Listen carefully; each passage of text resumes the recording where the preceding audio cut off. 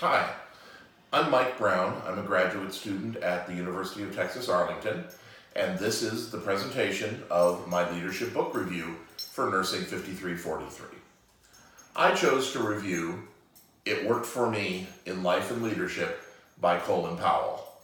A bit of a disclosure, Colin Powell has always been a bit of a personal hero for me, although I had actually never read this book prior to this class. As many may know, Colin Powell is a retired four-star United States Army general. He was the chairman of the Joint Chiefs of Staff during the first Gulf War. He was the Secretary of State in the run-up to the second Gulf War, and he is currently a corporate and motivational speaker who travels around the world speaking about leadership mostly. The purpose of this book is to explain sound leadership techniques. It uses easy to understand language. There's no business or military jargon, which is comforting considering someone who, as Secretary Powell did, achieved the highest rank in the United States Army.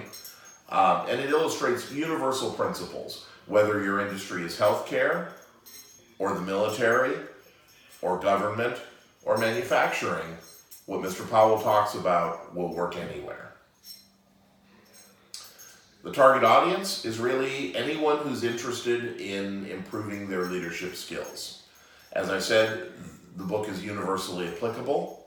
Obviously, if you are an aspiring general or secretary of state, this should definitely be on your reading list. This is a guy who has been there and done that. But really, anyone who wants to learn to lead others fairly, effectively, and ethically should read this book. I found the book to be very, very easy to read and understand. Again, there is no jargon in this book. You don't have to be a West Point graduate to understand it. No detailed knowledge of history is required. If you knew the history of the Gulf Wars in the 20th century, it might give you a little bit more background, but it's not even necessary. And it really tells a universal story of America of today. Secretary Powell was a child of immigrants. He went to City University of New York. He got average grades, which might even be a little charitable. And yet he rose to the highest ranks of the U.S. government. It's truly the Horatio Alger rags to riches story. Now the shortcomings, well, I didn't really find a lot of shortcomings. My personal opinion, though, being someone who is a student of history, it could have included more historical detail. And it also could have given more behind-the-scenes information about the workings of the U.S. government and the State Department and the decision-making processes that led us into these wars. That is just a personal opinion of mine. The book did not really need them. I was just hoping to learn a little bit more in those areas, and the book really didn't teach that to me. I feel that Powell achieved his objectives very well. He presents his principles of leadership very clearly, succinctly.